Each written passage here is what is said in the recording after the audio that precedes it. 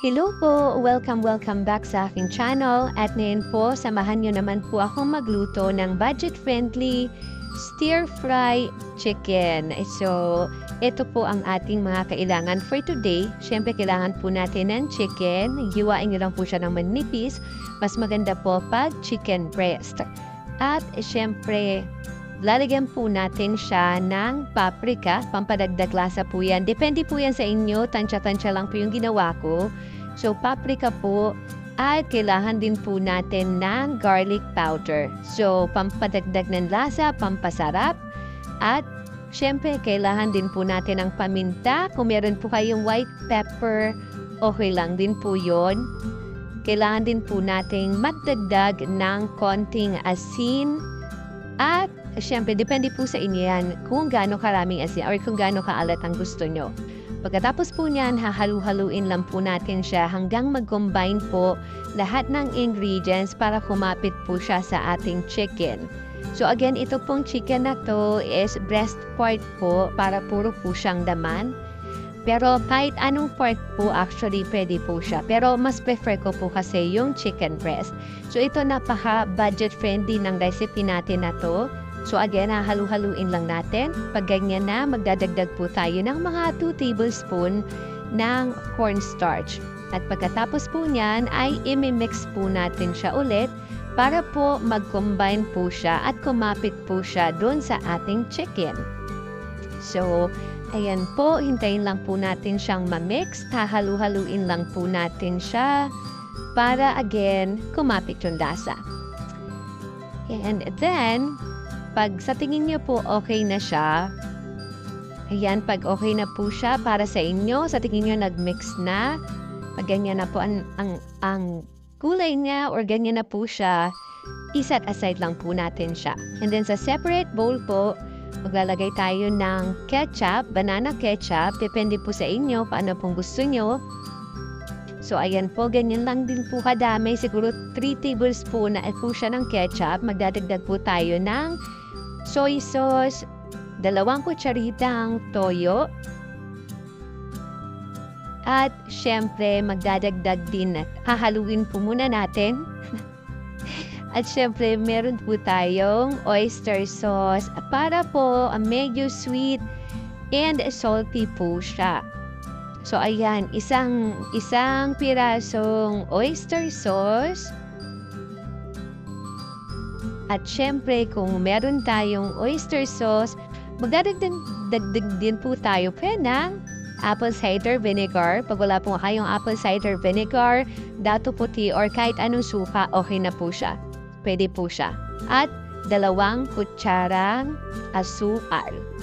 So, ayan po. So, again, kahit anong suka po, pwede po.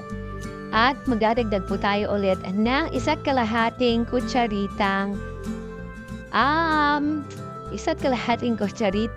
cornstarch. At hahaluin lang din po natin siya ulit hanggang mawala po yung kanyang mga buo-buo or yung mga lumps niya. And then, pag nahalo na po natin siya, syempre, kailangan naman po nating magpainit ng kawali. So, pag mainit na po ang ating kawali, maglalagay na po tayo ng ating mantika. At syempre, pag mainit na ang ating mantika, ilalagay na po natin yung ating chicken na binabad kanina na hinalo natin at pinutol natin ng maliliit. So, depende po sa inyo yan kung anong size. Kung gusto niyo po ng mas maliit dyan, okay na okay din po yon. At ilalagay na po natin lahat. So, kailangan nating siksikin sila lahat para at least kahit papano magkasya siya ng isang salangan lang para makasave tayo sa time at makasave din tayo sa oil. So, ayan po. So, siguro po piprituhin po natin siya, yung side na yan, ng mga 1 to 2 or 2 to 3 minutes lang po. Huwag po natin siyang masyadong susunugin para hindi po siya matigas. Kasi babalik ka rin pa po naman natin siya. At saka po ang chicken po kasi ay mabilis naman siyang maluto. So, ayun. Pero kung gusto nyo kung meron kayo ng sesame oil, yung mixture natin kanina, pwede nyo siyang dagdagan ng isang kutsaritang sesame oil kasi pampadagdag amoy din siya. So, okay na po yan. Babaliktarin na po natin lahat. So, para yung kalahating side naman yung maluto niya. So, pag naluto na po siya, yung kalahating side, another 2 to 3 minutes lang din po yung hihintayin natin. So, ayan po, babaliktarin na natin.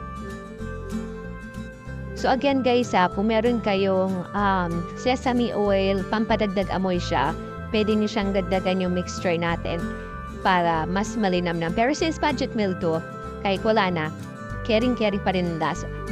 So, ayan, pag nabaliktad na natin at luto na yung other side, pwede na po natin siyang hanguin. So, hanguin lang natin siya lahat. Ayan. And then, sa same pan, magigisa na po tayo ng bawang. So, ayan, hihintayin lang natin siyang umamoy or mag-golden brown. And pag maamoy na siya at nag-golden brown, pwede na po nating isunod ang ating sibuyas. Ganyan po yung hiwa ng ating sibuyas.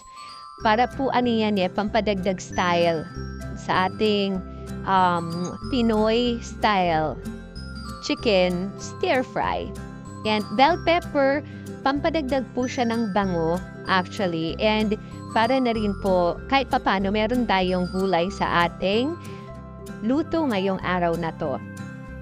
So, pag okay na po siya, ayan, gigisa-gisa lang yan. Yung iba actually naglalagay sila ng luya. Pero ayoko kasi ng lasa ng luya, kaya yan na lang. Ilalagay na po natin yung mixture na hinalo natin kanina na may toyo, ketchup, oyster sauce, at merong cornstarch. Lagyan po natin ng konting tubig yung pinaglagyan natin na bowl kasi po sayang naman sa sobrang mahal na mga bilihin ngayon. Sayang naman. So lagyan lang natin yun ng konting tubig. Siyempre hahalu-haluin lang natin at ilalagay natin sa ating kawali. So ayan po, at syempre hahalu-haluin na po natin siya. So itong recipe na to actually mura siya at mabilis lang din siyang lutuin. So ayan po, halu-haluin lang natin at syempre titikman din natin siya para at least alam natin kung ano yung kulang. Pag kulang ng alat, pwede nyo nagdagan ng asin o kaya ng paminta. Sa akin, okay na yung lasa. So, ibabalik na natin yung ating pinrito kaninang chicken. And then, hahalu-haluin lang natin. Ano to mura na, tapos mabilis pa siyang lutuin. Kasi yan lang yun. Tingnan nyo. Ganyan lang, prito-prito lang. Tapos, halo-halo lang ng mixture. So, ayan. Pwede na yan. So, pag ganyan na ang niluluto natin, guys, pwede na siyang hanguin. Pwede na tayong kumain. At again, thank you so much guys. Next time ulit kita-kita tayo. Bye-bye!